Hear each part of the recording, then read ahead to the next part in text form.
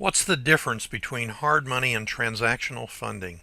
Transactional funding lenders are focused on funding double closings for real estate wholesalers and fund 100% of the amount the investor buyer owes at closing. The transaction is called an A to B and B to C closing, where the letter A designates the original seller, the letter B designates the investor, and the letter C designates the end buyer for the property. If the closing process goes as planned, the A to B and B to C closings happen on the same day at the same closing agent. Occasionally, the A to B closing is at a different closing agent than the B to C leg of the closing. The transactional funding lender receives his funds back at the end of the B to C closing. The end buyer in these transactions may be a landlord, rehabber, or another wholesaler who could again resell the property. Very often the end buyer is a cash buyer, but not always. In some cases, the end buyer does not have the cash to close and borrows money from a lender who is most often a hard money lender. The lender is designated as a hard money lender because he lends on hard assets only, which in this case is the property and not necessarily the lender's credit qualifications.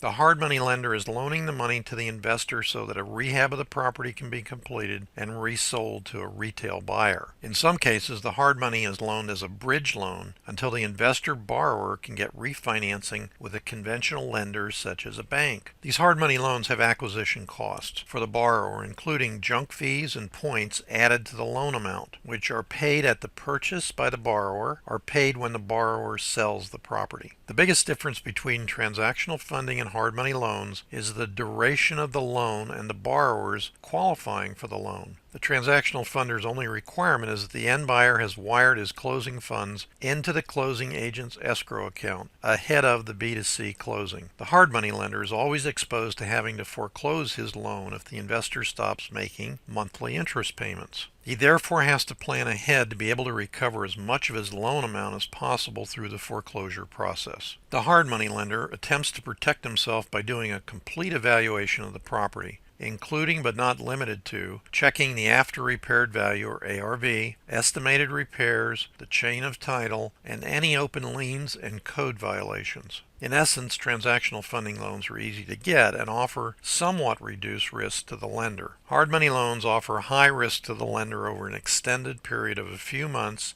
to a full year or longer. Consequently, hard money loans require much more scrutiny of the borrower before the loan can be granted. Thanks very much for joining me.